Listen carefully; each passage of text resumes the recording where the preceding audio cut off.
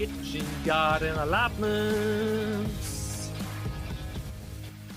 Hi guys, and welcome back to Dan's kitchen garden allotment. The hair's a little bit wild, as you can see, but today it's 30 degrees. It's also my 200th video on YouTube, and also a lot of you have been asking where I have been.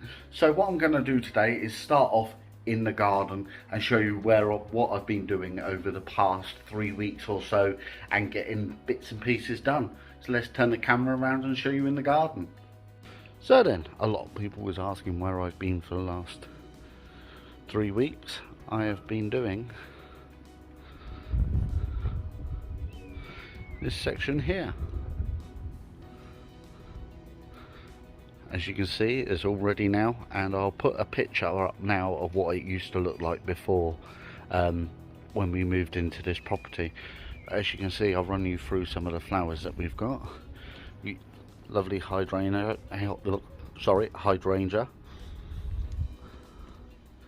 Got some bits and pieces here as well.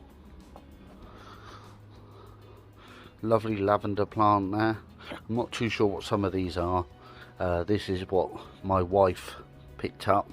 And also we've got this plant here we brought the other day. Let me give you the other week. For some reason it's all starting to shrivel back and shrink, so if anyone knows what's going on with there, just let me know in the comment section below. Also, I've done these little herb boxes this year. I've got one here and just one over there as well, where I've got some chives, mint, parsley, rosemary, and there's some basil as well, what's just coming back here, as you can see, because we've been using it so much. Also, as we move down, if you can see that in the sun, I've got a Queen's White Rose.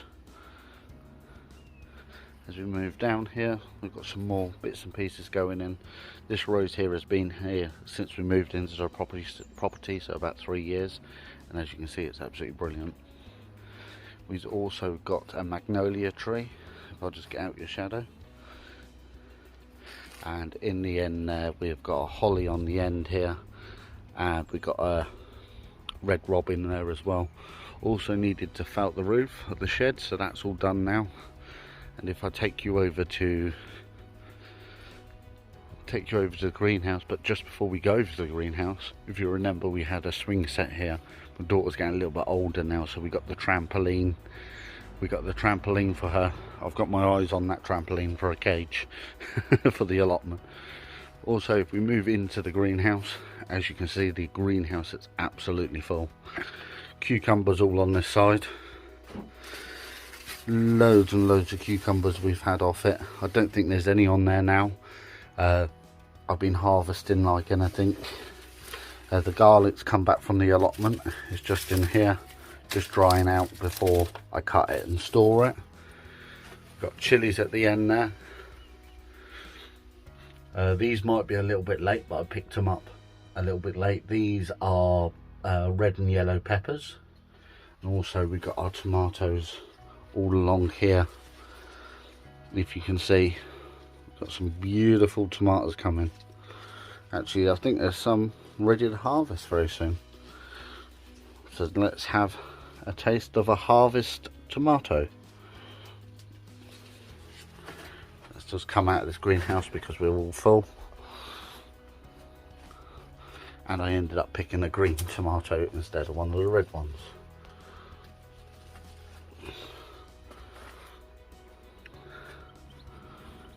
So then, a lovely fresh tomato from the greenhouse. Let me just get into the shadow so the light and on it. Let's see what it tastes like. Absolutely beautiful. You can't beat homegrown tomatoes. Also, where I've been for the past 3 weeks, let me just flick the camera around again. Where I've been, what I've been doing for the last 3 weeks. But it's been longer than 3 weeks. If I just go outside at the front, as you can see, there's a car sitting in my driveway. So at the moment I have my driving test, trying to get my driving test sorted. Also as a lot of people know in the UK, they're backed up like anything. Passed my theory, and I got my practical driving test very shortly, so I'll be looking forward to that as well. So what I think I'll do now is I'll jump on the bike, I'll get down the allotment, and I'll get a few bits and pieces done down the allotment before it starts getting really hot. So let's go to the allotment. So then guys, I've just arrived back at the allotment now, and yes, the allotment does look a little bit weedy at the moment, a little bit run down, but that will be coming out in a video very shortly. Wow, that is hot already, absolutely amazing. So I've got a bit of work to do at the allotment as well, but that will be coming in a part 2 video. But what I'll do now is I'll show you how the allotment looks now when it's all weeded up, and how long it roughly takes you to completely de-weed a allotment. So let's turn the camera around and show you what's going on. So then, as you can see, I'm on plot 1 now. Sweet corn is doing absolutely fantastic, beautiful size, just starting to send up their tops. So I'm going to hopefully have a fantastic crop of sweet corn this year, and it shouldn't be too long at all until I'll be harvesting lovely sweet corn as well. As I move along, I've got some extra tomato plants here, and as I said, it was a little bit weedy, but these all need to be sorted out, and I'll probably do that today if I can, if this heat is unbearable. The runner bean section, unfortunately nothing's come of it. It's become like a weeded patch really. I need to get in there and give it a good weed out and decide, am I going to close this bed off for this time, or am I going to keep trying to grow runner beans. Unfortunately, the pond area, the wildlife's good, but the pond, I think the pond's got a slight little leak in it, and unfortunately, as you can see, the pond has dried up a little bit, but that's all jobs what can be done in the winter. The rhubarb, as you can see, that's about the 4th or 6th growing I've had of it, so I need to get into that and sort that out a little bit more. This area here where I was going to put fruit trees, unfortunately with the timing of me having COVID, I couldn't do it, so unfortunately this year all I've done is cover this up, and I will start again in the autumn and hopefully have this area completely fruit treed up and everything really nice. The pallet section as well, that was another section I was going to do, but unfortunately due to COVID I couldn't do it, so it's a little bit weedy, but it won't take too long at all. As we move down, the pumpkin, this is one of the Carol's pumpkins, has survived out of all of them. The pigeons have been an absolute nightmare. They will peck at the pumpkins, but they won't peck at the bloody weeds. So that's why there's only one pumpkin, but that's absolutely fine. I've got them on plot 2 as well. So then I'll move down. Not much coming off of the butternut squash this year for some reason. Still waiting for them to spurt out.